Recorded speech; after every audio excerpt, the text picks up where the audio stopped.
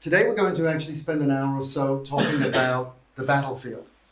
The traditional battlefield that we're all familiar with, certainly those who live in Israel and certainly those who have been in the IDF, know the traditional battlefield is no longer the only battlefield. Winning a war or trying to win a battle is one thing. Winning the hearts and minds and gaining the strategic advantage of what happens after the war comes to a great extent on what we do during the war and in between the wars in explaining Israel's position. And I can tell you, for somebody who's been somehow involved in this for many, many years, that this always used to be something that people used to say, why can't Israel get its hasbara together? Why is it never good? Why do we always hear from overseas voices? And why doesn't he or she go on interview on Sky TV? And I said, it's not that simple. It's very complex. But I keep ending my apologies by saying there's so much we can do to improve. And the truth is we have improved tremendously. So when we talked about this day, we said, let's talk about a piece that's not necessarily to do whether it's Iran and the threats from Hezbollah or others, but let's focus on the other battlefield, which frankly is no less important and something that really needs our attention. So we do have, I think, the best of the best here on the podium today, and I'm going to introduce them and then we'll pose some questions to them. But I would very much like you all to know that the questions are just, teasers. We'd very much like to hear the questions that you have, because at the end of the day, we want you to go away with the feeling that you got some responses to things that maybe have been irking you for years about Israeli hasbara, but you've never really had the opportunity to ask them. So first of all, to my left is Avital Leibovich, my former commander for a while. You're telling all the secrets. I better behave myself. Lieutenant Colonel Avital Leibovich is director of AJC, American Jewish Committee, in Jerusalem for the past 5 years. Her distinguished career spans over 20 years in a wide range of senior media and public relations positions within the IDF, and as director of the Jerusalem office of AJC, she now conducts the diplomatic relations between Israel, Cyprus, Greece, Egypt, and Jordan, and has deep connections with the foreign ambassadors based in Israel, and it's instrumental in improving their country's relations with Israel. Lieutenant Colonel Leibovich holds a BA in English Literature and Political Science from Bar Ilan, and an MA in International Relations from the University of Haifa, as well as a diploma in Spokesmanship, Communications, and Public Relations from the Department of Foreign Affairs at Bar Ilan University. In addition to her work at AJC, Lieutenant Colonel Leibovich teaches public diplomacy in the 21st century to government and law students at the Interdisciplinary Center in Herzliya. We have next to Avital, Ido Daniel. Ido is a social media expert and currently serves as Senior Director of Digital Strategy at Israel's Ministry of Strategic Affairs and Public Diplomacy. Ido is the former director of ISCA, Israeli Students Combating Anti-Semitism, a leading initiative dealing with online racism, anti-Semitism, and Holocaust denial. His main focus are issues relating to public diplomacy, cyber hate, human rights, and the connection between social media trends and hate crimes. Ido served as a member of the joint Israel-EU expert group on the framework of fighting against anti-Semitism, racism, and xenophobia, and at the Israel-France expert group on combating anti-Semitism and Holocaust denial. Ido is the founder of the Digital Network, a network of the world's leading pro-Israel social media influencers. For this, Ido was awarded the 2019 Editorial Award for the Best Public Diplomacy Project by the Jerusalem Post. He's a graduate of the Public Diplomacy Leadership Program for Civil Service at the University of Southern Carolina. California. USC. California. Did I say Carolina? Only somebody Small who does difference. not have an American accent would make that kind of Well, I do apologize. Apologize to them. Frankly, the Brits can't distinguish between California and Carolina, but anyway. Exactly. That's their problem. Okay. Miri Eisen, where to begin?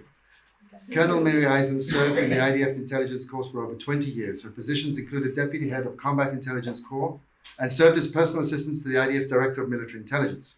She served as the intelligence officer in combat units, S2, G2, and a branch head in the military intelligence research departments. During the 2006 Second Lebanon War, Miri was appointed Israeli government spokesperson and then as the Israeli Prime Minister's international media advisor. Over the past decade, Miri has been one of Israel's main Hasbara voices, speaking on... I did not write that in No, you didn't. No, you did not. This is definitely my editing. Speaking on regional geopolitics, providing security and intelligence briefing in Israel and worldwide. She continues to appear as a commentator on global news media and print outlets. Miri currently teaches at the Interdisciplinary Center in Herzliya, in the School of Government, and in the Argo Fellows Program. She lectures in Israel and worldwide on a variety of subjects, including Middle Eastern geopolitics, the Israeli-Arab conflict, women in Israeli society, and more. Miri is married with 3 children, holds a BA from Tel Aviv University in Middle Eastern Studies and Political Science, an MA from Haifa University in Security Studies, and is a graduate of the IDF National Defense College. She's a fellow at the Institute for Counterterrorism ICT, Herzliya, and a fellow at the Center for International Communication at Bar-Ilan University. In addition to a public advocacy role, boy, you are busy. Miri is a board member of the Taub Center for Social Policy Studies in Israel, Forum Dvorah, Women in Foreign Policy and National Security, the Israeli National Defense University alumni, WIISS, Women in International Security, and Takdim, Israel's first community foundation, and serves on the board of the Alma Center, which is probably the most important role. Okay. I'd like to begin the first question to my panelists. First of all, there's this question of what is effective Hasbara? How can we reach a wider audience than we are reaching today? And I guess this is a more difficult part of the question, but who are the priority groups and audiences in the world that we should focus on? I'll begin with Miri. You get to define. When I'm asked that question, I want to think to myself right now, are you the audience? Are you the ones who are talking to the audience? So I'm going to say a few things. One, all the people here who work with the tourists, the international folk who come to Israel, we already had the job done. The people came here. To me, when we're talking about effectively communicating Israel's message, when I'm thinking about it, it's both when I'm talking to people here and what they're going to say once they're back home. And not just in communicating here. That's one aspect. Second thing that I would say in that sense of what's effective is I'm going to use the back photos that Sarit showed us all before to talk about effectiveness and about target audiences. If I am trying to talk to people who have names and faces and eyes, they're not going to be interested in tunnels. They're going to be interested in people with faces and names and eyes. And I think the most effective way to communicate all of our challenges is through people. It's one of the things that I adore about the Alma Center is that it represents such a wide variety of the Galilee. And that's part of what it is. Not about the security, but also about being part of the Galilee with its diversity. And that's its unique aspect. Not in showing tunnels. The IDF put out about the tunnels. We visit the tunnels. We get excited about the tunnels. The tunnels are the military aspect. And I'll talk a bit more perhaps afterwards about that. Thank you, Mary. Idon? I want to connect to something that you said in your initial speech about people going to Sky News and why there's no one on Sky News and CNN. Well, those outlets, those media outlets are important. When it comes to my area of expertise, which is social media, I see the effectiveness in social media and reaching those audiences that today many of young people, certainly millennial, but also younger ages, consume their news and what's ever going on in the world on social media. And it's not Facebook anymore. And every social media platform is defined by its own audience. So I believe that effectiveness when it comes to social media, when it comes to public diplomacy, is directing your message to in which platform and to know who are the people who are using this platform and how to approach them with a certain message. I can say that as far for the Ministry of Strategic Affairs has a different approach for public diplomacy. It's not nice sometimes I would say mostly. I have here brought just as an example our reports that gathered the information in regard of those who try to delegitimize Israel, organizations and individuals, and beginning to expose their connections, and they do have grave connections with terrorist organizations and engage with anti-Semitism sometimes. This is why we produced these two reports. One is Terrorists in Suits. The second one is Behind the Mask, exposing anti-Semitism in the BDS movement and the delegitimization movement against Israel. They were followed by a very large social media campaign, but it was a pinpointed one. It was only directed to certain audiences that were exposed to the messages of those delegitimizers. And it was on Twitter and on YouTube, and using Google Ads. And the entire strategy was bringing the information to those people who are interested in this kind of material because they were exposed to it before. So maybe this answers some of the question, but definitely for us, a different approach.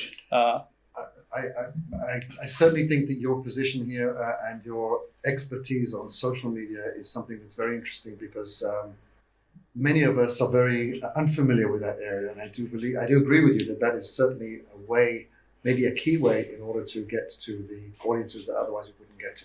Thank you for that, Ido, of course. Avital. First of all, I'd like to congratulate Alma, Sarit, and Nathan on this impressive day and impressive show up of people. Congratulations. Personally, I have to say I despise the word hasbara. There's nothing to explain. If you're explaining something, it means that you did something wrong and you need to hasbir to explain that. And I prefer to use the word advocacy. Because you can advocate on the beaches in Tel Aviv, you can advocate in the beautiful views of the Galilee and the humans and human nature in Israel, different kinds of minorities we have living here side by side. So there are a lot of things to advocate. Now, as for your questions, I'll take the military approach where everything is divided into three. And we have to talk about the tools, the tactics, and the audience. So obviously the tools, you mentioned, Ido, the social media. And in my last position in the army, I built a social media for the army from zero, from scratch. We started using a Wi-Fi of a bank underneath our office when nobody even knew what it was. And we opened our first YouTube channel. I think we were the first army in the world to even open a YouTube channel. It was December 2008. Again, on Bank Leumi Wi-Fi. I hope we don't have a representative from Bank Leumi here. They're not in the building anymore. They don't have Bank Leumi. You're right. So 4 years later, we opened the branch. So tools, of course, social media, traditional media, because unlike those very gloomy kind of forecasts talking about the decline of the radio and TV, well, guess what? They're still with us. They're still very popular. So traditional media is important as well. But there's a third way, which is often misdiscussing, and that is the, I would say, public sphere. And I'm talking about billboards.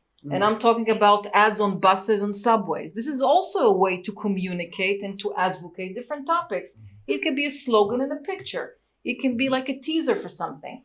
But this is another tool. As for the tactic, I'm a strong advocate. We're talking about advocacy. I'm a strong advocate for campaigns. And there are campaigns for the immediate time being. For example, the killing of Soleimani. How is Israel handling this situation in terms of right now, a campaign right now? And then I'm talking about a medium range campaign and a long range campaign, which could be maybe for a year or a year and a half. And then campaigns can go to traditional media, they can go to the digital media and others. And as for audiences, of course, the type of campaigns and the type of tool will vary. Because if I'm talking to an audience in China, they don't use YouTube, but they use Weibo, for example. And if I'm talking to an audience in Russia, they use different kind of tools. And one of the beauties of social media is the ability to measure which platform is the most popular one. If I want to reach teens from the ages of 16 to 23, let's say 23 are teens, but 16 to 23, I know exactly, I can use Google Analytics and other platforms and understand which platforms is most popular for them. And so you have the local audience, you have the international audience, you have your enemy, you have your terror group. When we launched an operation in 2012 in Gaza, we used Twitter to recommend Hamas operatives not to show their faces above the ground in a tweet. So again, it depends who is your audience, and then you can, of course, choose the right platform. Thank you. Okay. The next one is actually is something you touched upon here, and I must say it's a red herring. It's the word hasbara has been used, abused, and overused, and been labeled by some, particularly people from overseas, as pure propaganda. How do we overcome this challenge? Do we start changing the way we message things? Do we get rid of the word hasbara? How do we do that? Because a lot of our attempts to change hearts and minds has been called basic propaganda. Mary. Who does it, I think, is at the core aspect of that question. So I'm seated next to the official. I'm seated next to the former official. You're Now- also a former official. I'm also sitting next to a former official. I was a long, long time ago. You were a long time ago. But in that sense, why do I oppose the word hasbara? Not just because of what Avital said before about what the word itself means, but because it's a word that overwhelmingly is used in all of the countries around us. And I want to remind you that all of the countries around us are not like us. So we're not like them, and I don't think we need it in the same way. My challenge when it comes to it is that we're never going to be able to take the word out of Israel, I think. It's so deep inside Israel that I flow with the fact that within Israel, we have a psychosis about this issue that we're not explaining ourselves well enough. And if you just get Avital and Miri out there, we'll do better. That's true at a certain level, but it's also about who is conveying the message. And that's the aspect where it comes from talking about it, advocating about it, into it being about what we call propaganda. Because we have governments, we're a democracy, and they have policies, and they have spokespeople. And there's no problem whatsoever for spokespeople of governments to convey that policy. Every single person here, you probably voted for 10 different parties, okay? Not for all of the 39 that run in Israel. And I say that in the sense that when you get into the aspect where a ministry is taking care, then I'm going to ask the question, what is the official Israeli position? Is it the government position? That doesn't represent all Israelis.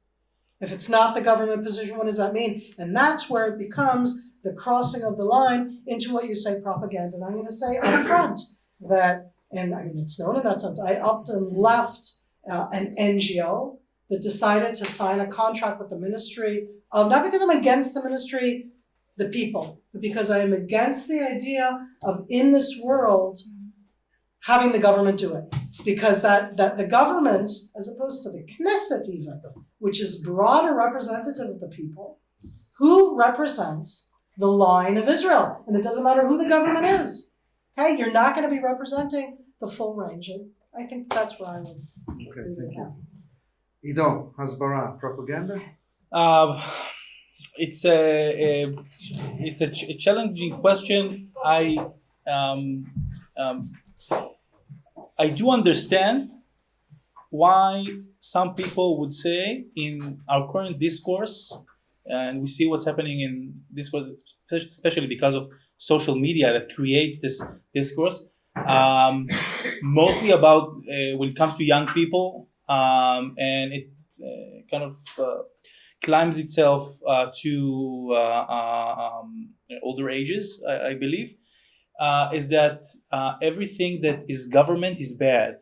Government is bad. I didn't say that. No. I'm saying about the current discourse as I see it today. Government, in people's perception, we can see it in the United States. Government is bad. Civil society is good. and because of that, and sometimes superficial look on those things, people see every single word that comes from a government as a lie or a bad thing. Our approach towards this discussion in civil society organization that deal with advocacy is very different. We try, and I think we do a good job in empowering civil society organizations that would like to carry the message of Israel out there. We provide them information. We provide them with resources sometimes. Do you control Can the I message? jump in? Do you Oh, control that was the message? He's asking. Sorry. We Do try you do to that to all civil society? Our approach is the bigger tent is powerful. The Reut Group bigger tent when it comes to the pro-Israel organizations. If you agree with this thinking that Israel is a Jewish democratic state based on those democratic values, you're in our tent. And that's fine. We've done a lot. I can say for my job, we've initiated for the first time in Israel's history a grant program for other organizations to create their own videos. Now, I wish I could have some ability to know what they're going to produce in those videos. I don't, because as I said, we are empowering them. They're not our mouthpiece. I don't want them to be our mouthpiece. We want them to have some better tools to carry out the message. And they would do this. We would do this in any way they see fit. Just some of the things that we're doing in this field. But you see, here is my strength compared to Ido, because I can never be associated with an official ministry or a government official like you're empowering other NGOs, because this is our strength. The minute they get budget from the ministry to do whichever video they're free to do, they are marked. And there is no running away from the issue. When officials speak out and give their messages and sound bites, their credibility will always be very low compared to others which are non-political and non-profit and not affiliated. This is a different story. But I want to attack the question from another perspective, and that is the branding of Israel. I think it's time for this country to brand itself in a positive way. I understand the security threats. I'm aware of the security threats. If I'm taking the 100% total of what's going on in this country, I think, yes, 25% should still be reserved to advocate on the security issues, because guess what? This is the neighborhood. It's not going anywhere. But the remaining 75% should go to who we are. Vibrant democracy, absorbing immigrations. Every year there's 40,000-50,000 immigrants that come here from all over the world. Out of every 4 Israelis was not born here. And then what about the startup kind of atmosphere we have here? And the different kinds of inventions and the medicine and the research that we have here. Those should go into the 75% of the country. And there is a tendency, especially in ministries, to forget everything that is going on and operate as if we are in an emergency, an ongoing, unlasting emergency mode. And guess what? That's not the situation, really. So I think we need to reshuffle this branding issue and focus on who we are as a country and our successes, and emphasize that way. Now, just to give you an example, because we bring every year to Israel 25 delegations from all over the world. Non-Jews, non-Zionists, they don't identify with Israel. Usually it's their first time here. 85% of these people we bring are officials. They can be EU officials, they can be parliamentarians, they can be senators, and so on. Many of them, by the way, come here and meet Sarit and get briefings on the issue of the border. But I want to give you an example of crossing a very thin line between education and propaganda. One of the groups we took to a joint Palestinian-Israeli factory center, industrial zone, which is in Barkan area. And this is an area where 8,000 Palestinians from areas B and C come every day with buses, and they work in one of the 120 factories, and for years and years. It's a beautiful story of coexistence. And they speak to the Palestinians, they speak to the Israeli owners of the factories, and these are not politicians, not the Palestinians and not the Israelis. These are business people, and these are people who come to make money. And one time, during a visit of such a group, I get a call from the local mayor, and he says to me that he wants to bring over, he heard that the group is visiting, he wants to bring over a mother and the daughter that were injured by someone who rolled a rock at their vehicle while they were driving in Judea and Samaria. And of course, I disagreed, because if the mother, I mean, I'm sure it's a heartbreaking story, but this is exactly crossing the line between explaining the situation on the ground and going to propaganda. And so that's my answer to you. And again, I think we should use the word advocacy and not hasbara. It's very interesting. Yeah, go on. Yeah, I just wanted to jump into this. From my experience, and I do agree with the branding issue, and I do very much enjoy doing positive things, and we do positive things when it comes to Israel. From what I see, as I said, in the current discourse online, what is succeeding when it comes to Israel or any other subject is something extremely, extremely good, or something that is extremely bad. That means puppies. If you have a video of puppies on Facebook, that will be amazing. You Or get kittens.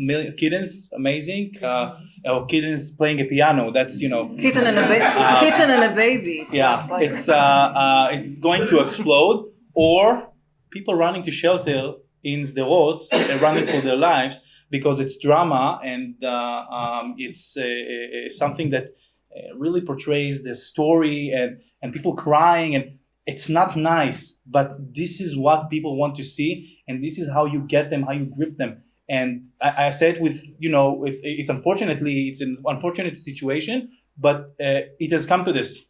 It reminds me of something that a journalist, Israeli journalist, tweeted during the Eurovision 2019, last May in Israel.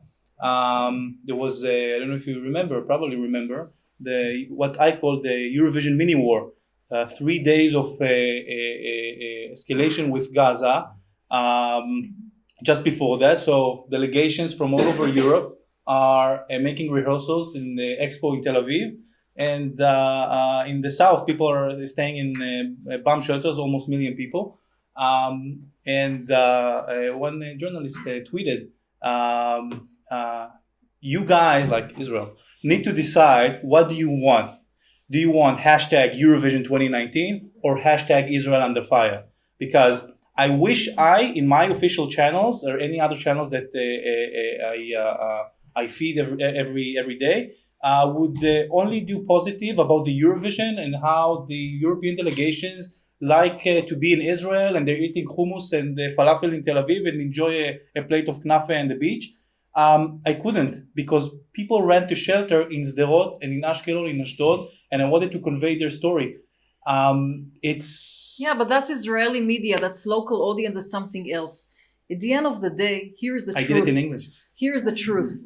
The first rocket has been fired to Gaza in 2001.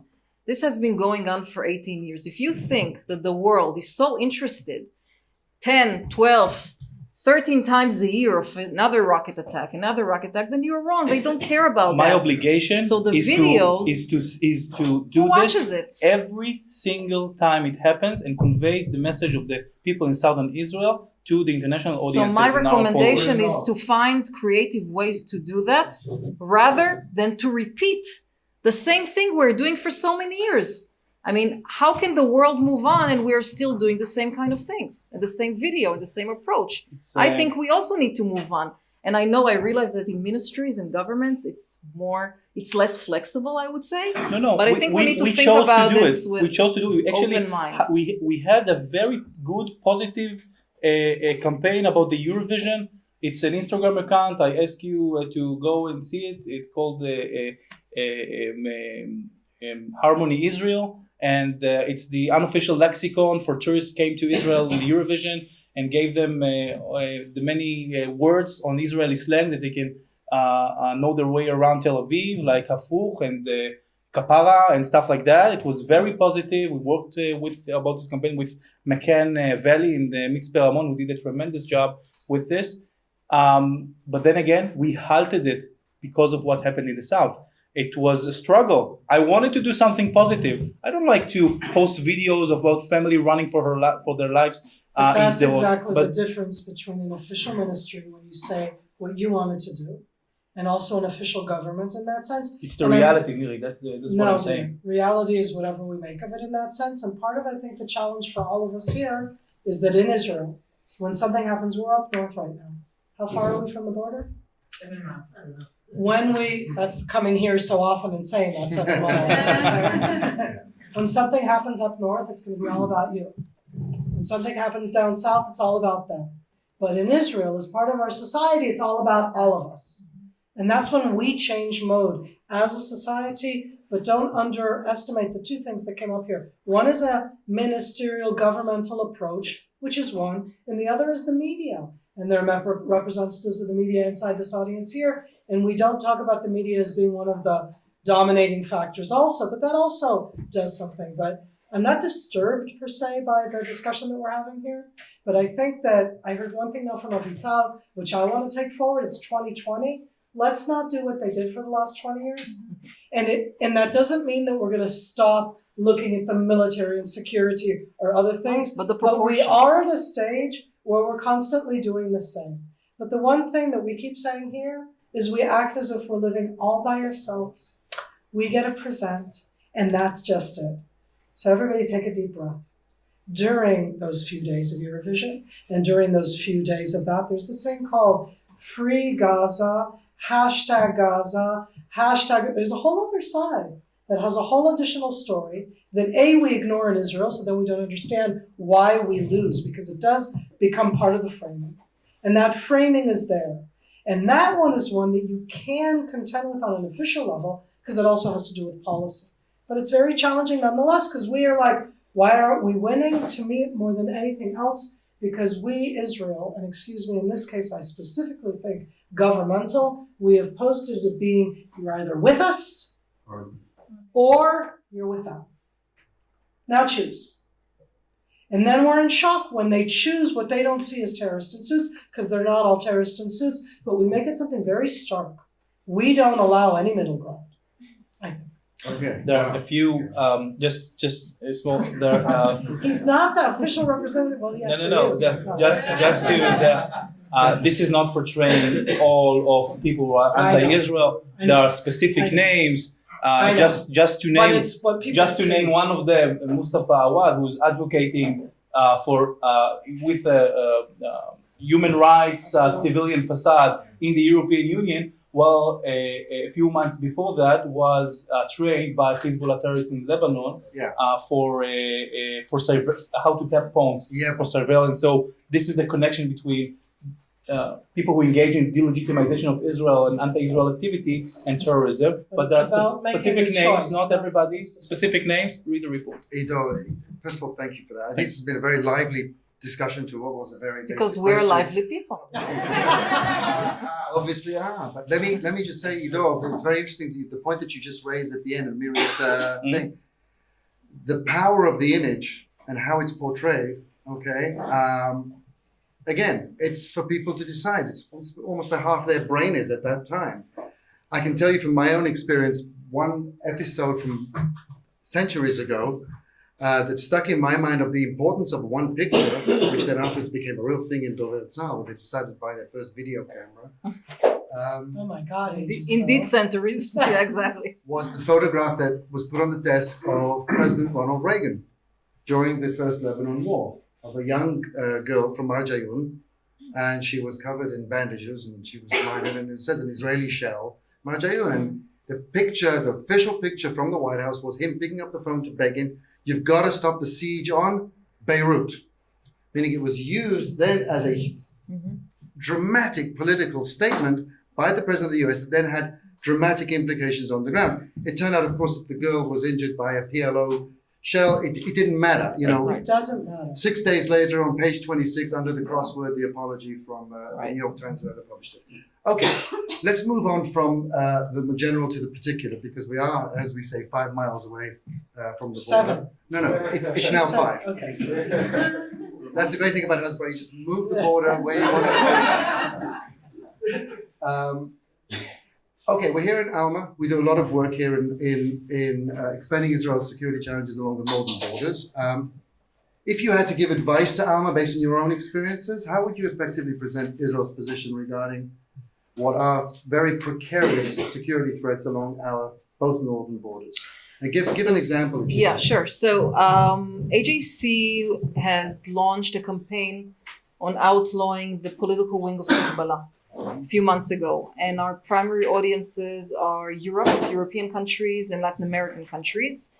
And what we also did, we actually, in order to, maybe I'll go one line back, some of the ambassadors which are appointed here in Israel, actually to be an ambassador today in Israel is considered quite a prestigious kind of positioning. Maybe after being in the UN and DC and Brussels comes Israel. Not a dull moment. So many of these appointments are political appointments, which means that they are close to their prime ministers or presidents or foreign ministers, which means that through them, sometimes, if the conditions are right, you're able to influence directly on the policy of the country. So in July, we've organized 2 tours to the northern border. One was for the Latin American ambassadors in Israel, and the other one was for the EU ambassadors and Balkan ambassadors. And among other things, we took them to the tunnel in Zarit. And when you climb those very steep stairs, 40 meters deep, and the tunnel is 82 meters deep, and you go all the way down, you begin to get it. And you understand the level of professionalism. And then you sit in you stand in one of the Israeli communities near the border, and you're looking at Hezbollah flags or Lebanese villages right across of you. And I know for a fact that there can't be more influence than really experiencing the situation on the ground. I know for a fact that many of these ambassadors who returned from these tours back to their offices and wrote letters of recommendations to their ministries. I know many of them did recommend that.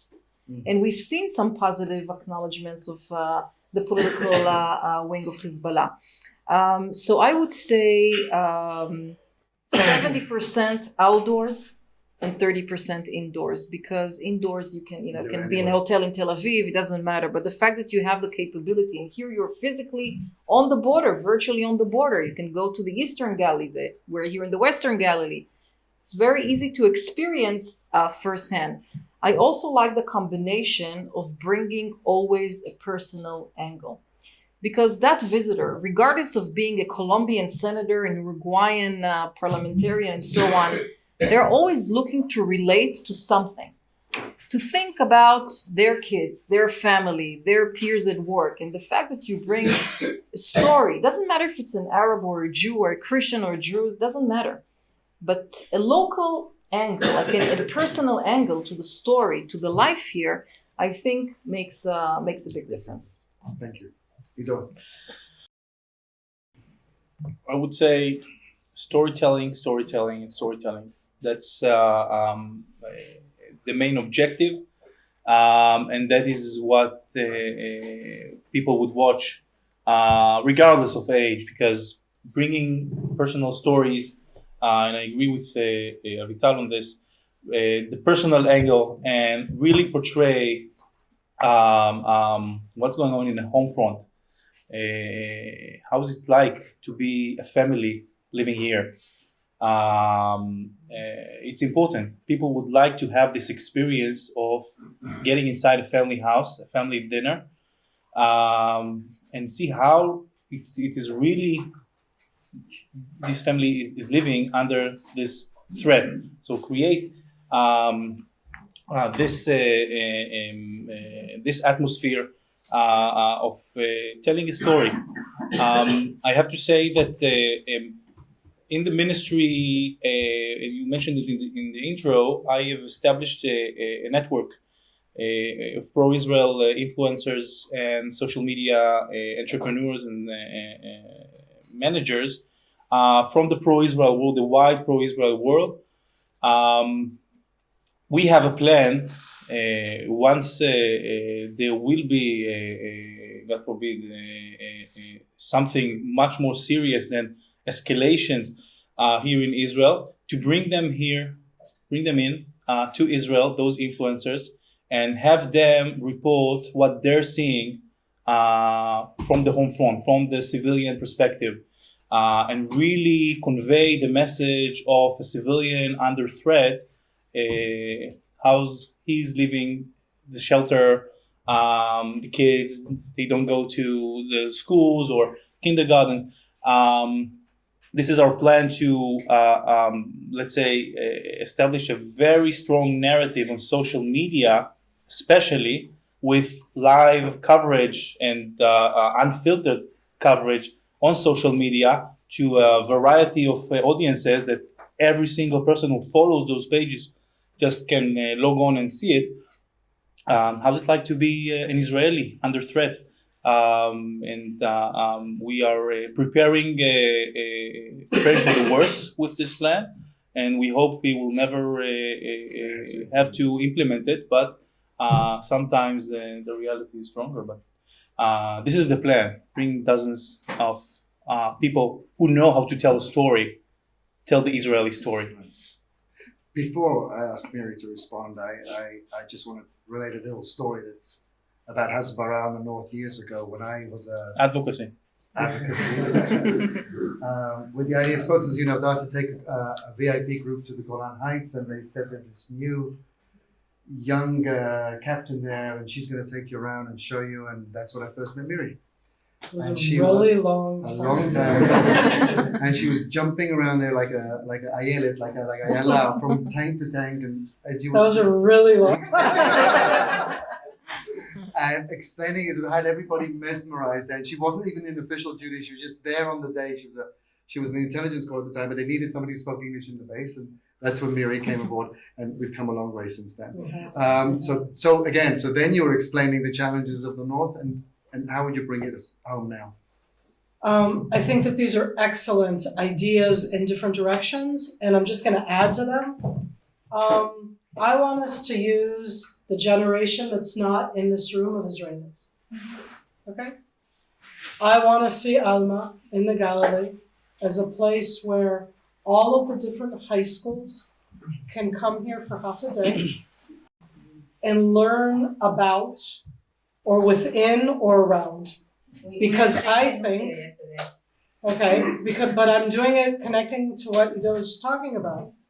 Because my kids make 2-minute videos all the time. On TikTok? I think, Where? and TikTok, And but TikTok. all sorts, okay? Because I'm just TikTok. saying that generation, every time nowadays, they come and they're like, they're doing a project in biology, and I see them doing a movie. I'm like, what's the project in biology? They have to do a project in English, and they do little movies, and then they post them.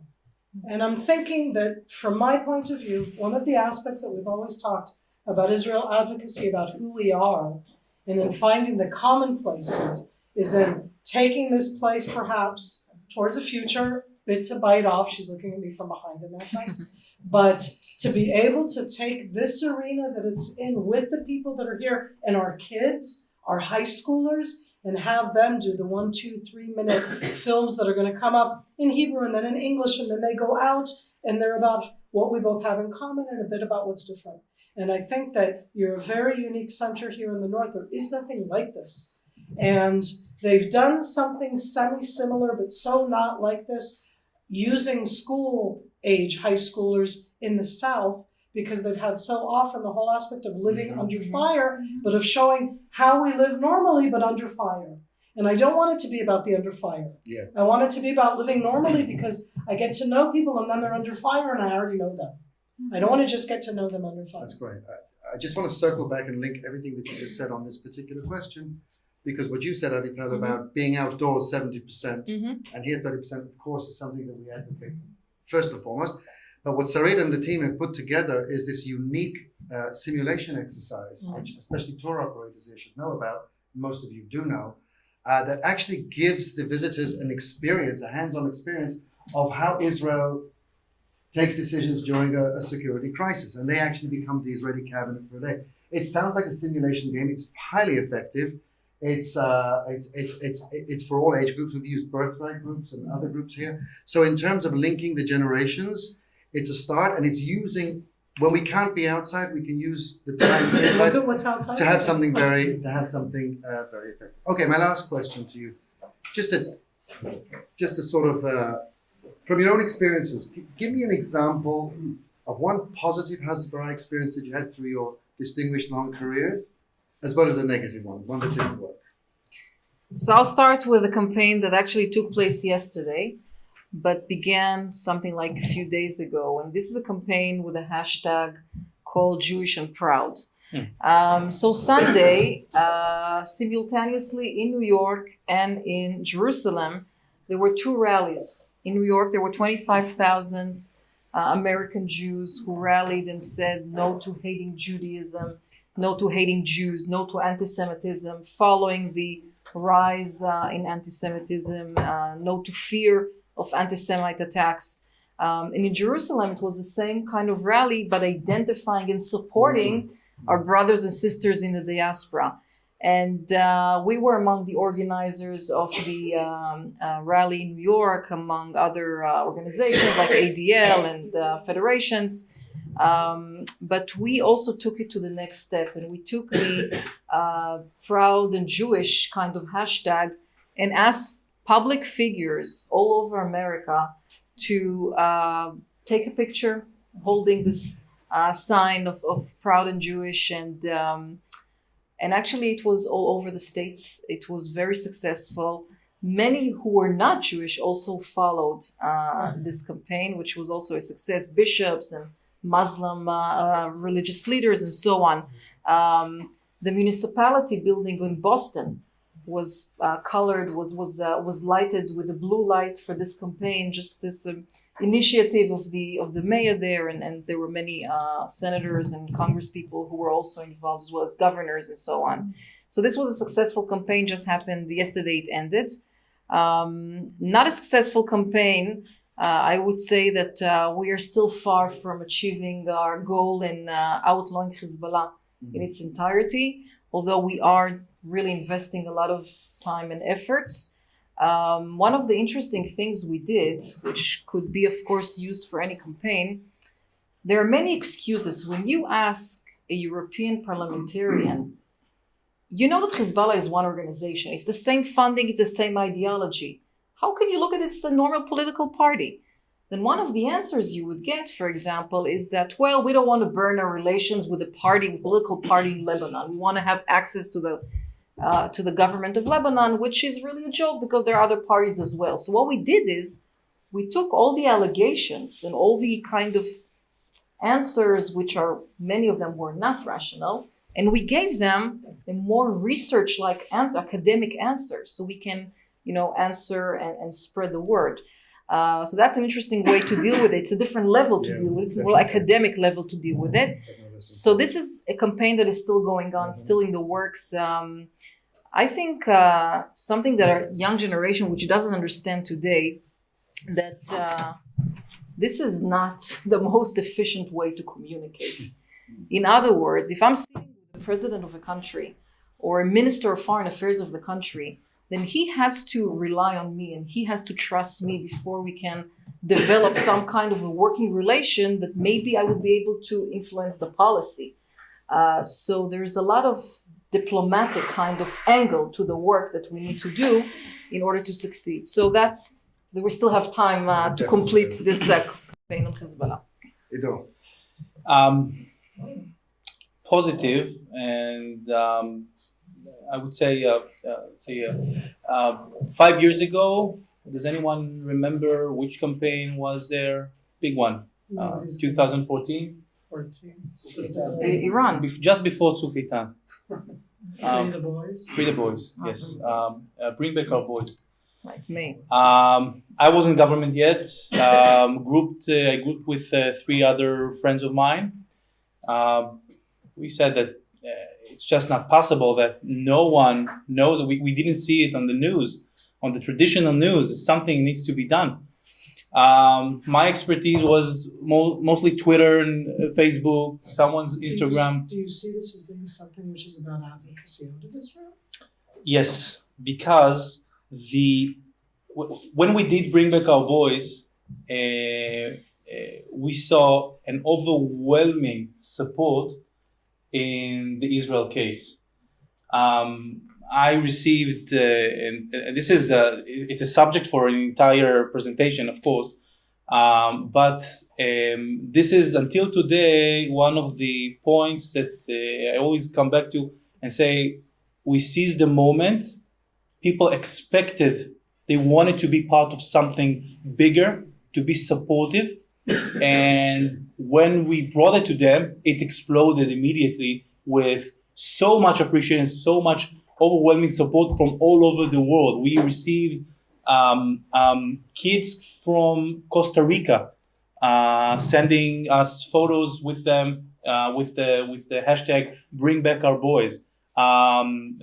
Influencers, singers, international singers, performers all supported us. I think until today in the inbox on Facebook, on our page, on the page of the campaign, we didn't open so many messages and photos from the people who wanted to express support for Israel and the abducted 3 teenagers.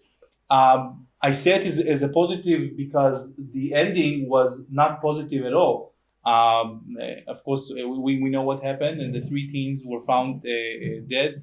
But at a certain point, when we had hope, we fueled this hope. Just a bunch of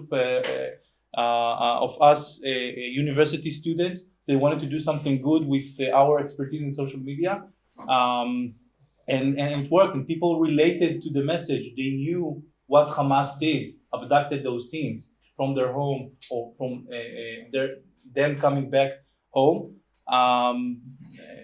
This is just my point. Miri, you have a I'm few. challenged by the question. I kind of want to answer a different question, but I'm going to try and address this one.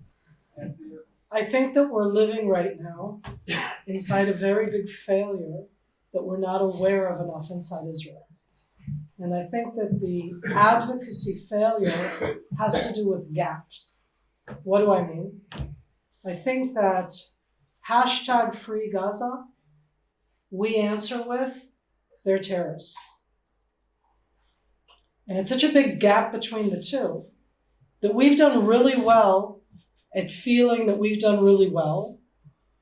And I think that the hashtag Free Gaza has done really well with those who view, as I said, in the choosing, the 2 different sides. And I think that that's something that's going to happen more and more now.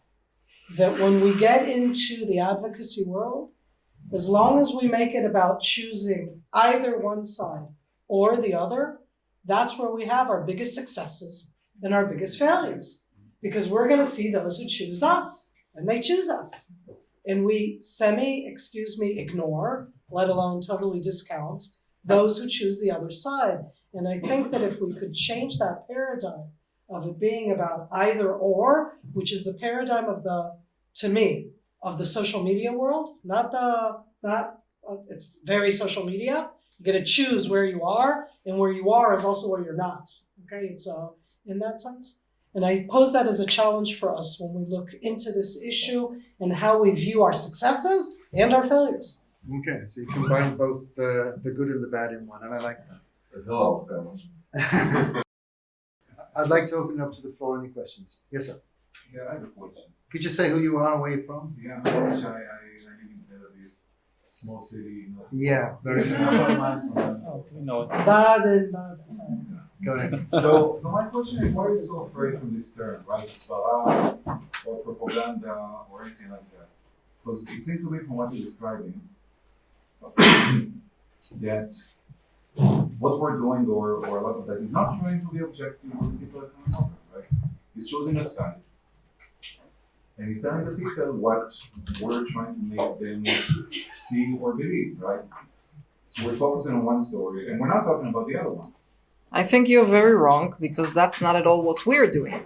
On the contrary, if we would only focus on one side, then where would that credibility take us? Probably not a long way. But every delegation that we bring to Israel goes to Ramallah and meets with Palestinian officials, and they can say whatever they want. Now, we are not government, and therefore we have speakers from the right, from the left, opposition, coalition. By the way, we hardly bring in government officials. And we don't brief people with sound bites what to say. So they are hearing a variety of opinions, and we don't come with some kind of an agenda which basically tells them what to think at the end of the day, or to convert to Zionism or to make Aliyah. That's not the story. The story is totally different. And I'll try to give you a tiny example to explain that. 2 years ago, we had here a delegation of UN ambassadors. We had 3 delegations that year of UN ambassadors. One of the ambassadors said to me, was from a primary African country, and he said to me, you know, I grew up Christian. Since I was 5, my mother made me read the Bible. I know everything about Israel from a very young age.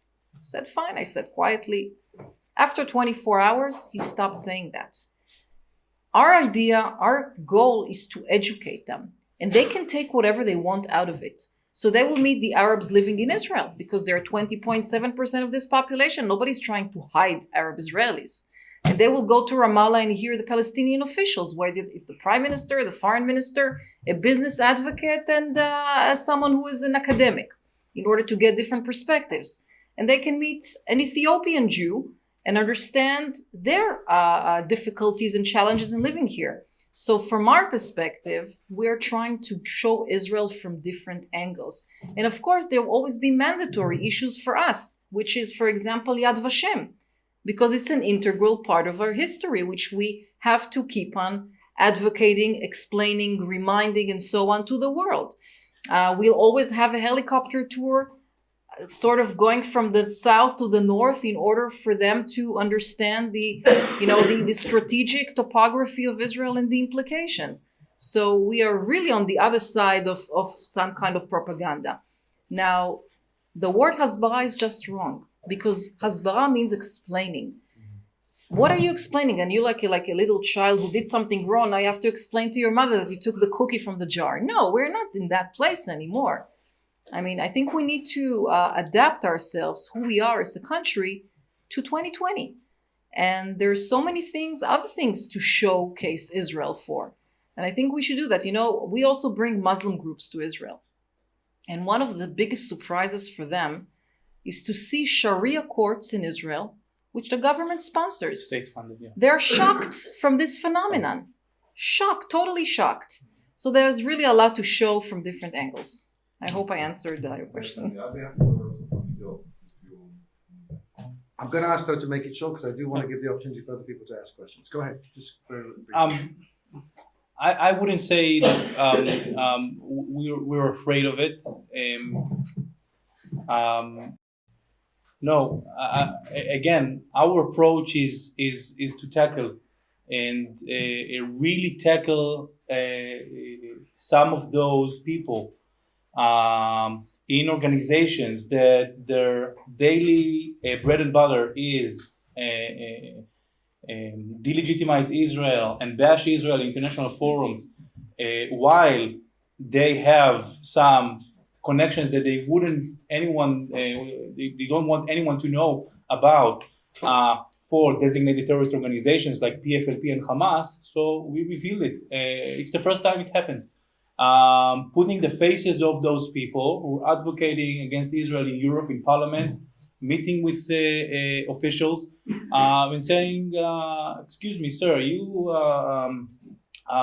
giving one example from Britain, a person who has established a few anti-Israel organizations, and he's all about a civilian anti-Israel organization promoter, but then again, the guy holds a position in Hamas. So, are you a member of a terrorist organization that not the state of Israel said, other countries said as well? The PFLP is a designated terrorist organization, for example, in more than 30 countries. Your activity is not civilian. It's not. You're not who you say you are, and we will expose you. And by the way, those this expose and those reports and the campaigns that follow those reports have a lot of influence. Those organizations suffer a lot. The banks are closing their accounts. They cannot get money to do their own campaigns. They can't fundraise because the PayPal and other platforms, they shut down their accounts and take the money they're already fundraised. And why? They have connections to terrorism. Not because I said, not the State of Israel said, the European Union said, the United States said. So exposing it, tackling it, this is our approach.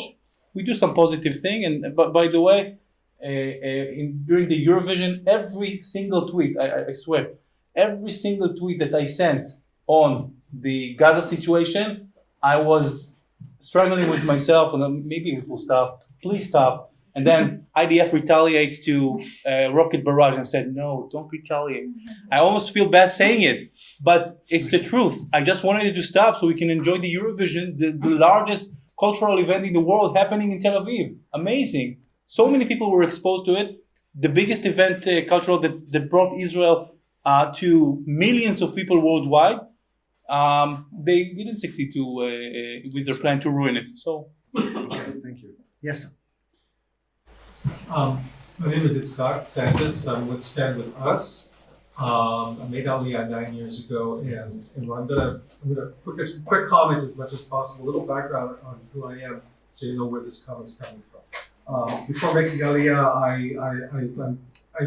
made my whole career advocacy for Israel in the United States. First the Anti-Defamation League, and then with the San Francisco Jewish Community Relations Council. I've been here in many you probably don't know that, but I remember you from the mission to Israel. And so, this is a brilliant panel. The talent here is astonishing. I appreciate it very much. But there's a perspective that's missing, and that is stateside. The perception of Hasbara, of Israel advocacy in the United States, how it plays out in American Jewish communities, the changing nature of the American Jewish community, how plugged in really is the Israeli government with its changing nature. And 10 years ago, a year before making Aliyah, the biggest problem we had was that once when Israel was a uniter in the Jewish community, we found that Israel is a divider in the American Jewish community.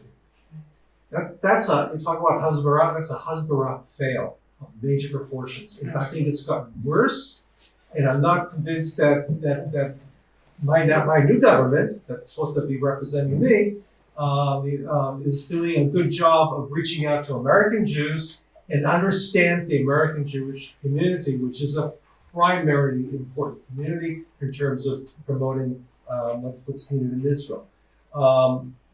Just a few examples. When we talk about brand Israel, wonderful. Israel has high tech. Israel has wonderful R&D.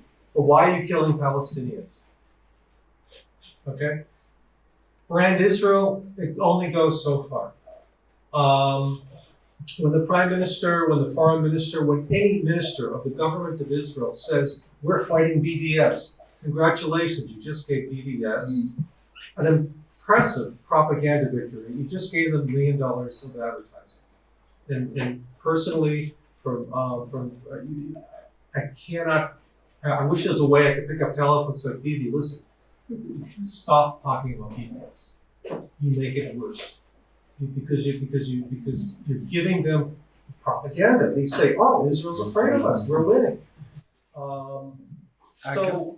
What's your question? So I don't have a question. I Okay. want a All right. reaction. That's also okay. We're all Jewish here. Because- It's okay. Because I just get a sense of reaction to what I'm saying because I think that that perspective of what's happening in the United States is not here. And if you're talking about Hasbara, that's what your target is. Says who? Says it's. I mean, I'm going to answer not rudely, but Israeli in the front.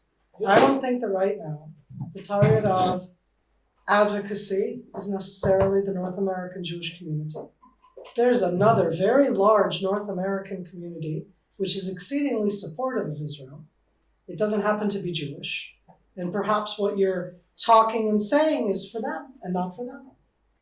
And I'm saying that in the sense because you're when you're looking at it, you're taking for granted that the audience that we need to be doing in North America is the North American Jewish community. And I'm not saying I disagree with you. I'm just saying, says who?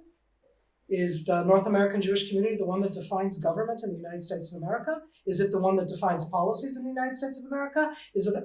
I'm giving as a question when it comes to a government policy of who you're talking to. And here I'm going to step back and say government and government. Okay. Okay? That was my response in that sense. I also agree with you 100% on the issue of the drift between American Jews and Israelis. However, having said that, I think the treatment of this horrible decline should be on both sides of the border. Because 2 months ago, when I was visiting New York, in a very wealthy Jewish community, a 60-year-old guy sitting in the audience told me that what keeps him up at night are two things: the fires in California and the climate change. And I told him that what keeps me up at night is the fact that my daughter will return from her base in the Golan safe and sound every week or whenever she returns home. So we are going in different parallel directions, which are less and less interacting. I know for a fact, I'm not a speaker on behalf of the Ministry of Diaspora, but I do know for a fact that this country spends millions in Jewish education, which is highly expensive in America because I understand it's not subsidized. If I want to give Jewish education to my kids, and I'm a Jew living in America and I have 3 kids in the elementary school, I can't afford $90,000 for 3 kids per year. I understand that, but it's even deeper than that. If America for us stands as a land of, freedom, equality, freedom of speech, and so on and so forth, would it matter to the Israeli who's president right now? I mean, of course, we'd like a federal president, but the country as a country with values stays the same. But for American Jews, it's not. Israel is not what it is. If Bibi stands for something, then this is how they perceive Israel. It's a very emotional kind of perspective. So while I do agree with you that there should be much higher prioritization for American Jews, because we are talking about the largest number of diaspora Jews outside of Israel, I do think that it should be both ways. And hearing that they're distancing themselves from Israel because of the government policies, I think it's a huge problem. It's a huge mistake of understanding the situation. It's an So it amazing goes both issue. ways. We will continue with this, Next but I year. just want to give you a credit for that because the whole issue of the relationship between Israel and how it's perceived by American Jewish community is one that's a whole full-day seminar. And I know there are many like that as well. Right. So I want to give it the respect that it deserves. And I would love us to maybe at some other time. But thank you for advocating for Israel for so many years. Yeah. No, Okay. it used to be easy. I know. Because the support wasn't there in, Right. in various segments of the American Jewish community, it became that much more difficult. Right. Okay. I'm getting pushed for time, so 2 last questions there at the back. My name is Amir Katz. I'm a tour guide in Israel. I find myself guiding people all around the country, just finishing a tour of JNF last week. And when I'm on the border with Gaza or Lebanon or Syria or Jordan, I'm doing advocacy, talking about the roles and responsibility of a traditional army engaging with traditional state and non-state actors on our borders. But the second we get to Jerusalem, I am dealing with Hasbara and an army that is dealing with belligerent occupation. And that is the catch-22 of every aspect of my job as a tour guide when it comes to differentiating and explaining and advocating Hasbara and whatever we want to call it for an American audience. And for an American audience, they have a very hard time, unless you bring them here and budget these things, to distinguish between the army of occupation and the army of legitimate roles on our border. And so either I'm hiding the elephant in the room, covering it up, pretending it's not there, or hitting it head on and saying, sorry, my government doesn't have a clear cohesive policy towards this shטחים. We have for the last 50 years. This is where we're at. And I don't have a therefore. And so what is Okay. Listen, I just want to say that tour guides, there are many different groups, but tour guides are at the front line. I respect that, and I know that firsthand. Tour guides are at the front line.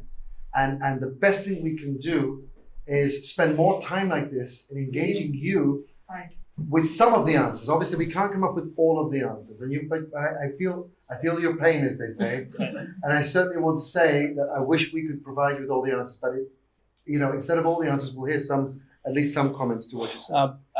I can say that as an Israeli, forget my position. As an Israeli, and when people say to me, "How can your army do this and army do that?" I've been to the army. I'm an officer in the army. I joke that my rank is not here, because I'm not. We outrank him by too much. I'm a captain. Yeah. So, and being part of the IDF and conveying my personal experience in the IDF. And by the way, a particular story. It was right here in the northern border. I can't remember which one. But it used to be a battalion called Cherev, just a few years ago, of Druze. It doesn't exist anymore. It doesn't exist anymore because they, with the Druze community, they wanted them to integrate in the general army and not be as a one unit that everyone are Druze. My commander gave me a mission to escort a bus of soldiers to the northern border, and this is what I did. And in one of my trips over there, we went to one of the outposts, and it was Cherev who were in charge of this outpost, and they did the Aliyat Mishmar, the briefing, the briefing before they go to their activity. The Aliyat Mishmar with the Israeli flag was entirely in Arabic. So here we are I can see Binjbel, and I can see the defense, and a group of soldiers with their officers and commanders, all speaking in Arabic in the Jewish state, defending Israel's northern border. And for me, as an officer in the Israeli army, I just stood there for a few minutes, absolutely shocked. For me, it was shocking. It was beautiful. Yeah. And what I'm saying is that from my personal experience, this is IDF. This is Israel. And when someone tells me, how can you do this and how can you do that? I said, you don't know the half of what is really the Israel Defense Forces stand for. Cherev is IDF and some other soldiers and all of the brigades and all of the people who serve them, because they're us. They're your kids. It's me. It's ordinary people. Now And explain the nation state law. what's that? Now explain the nation state law. Okay, but this is I understand what I understand what you're saying. And again, that's another full day. It's easy.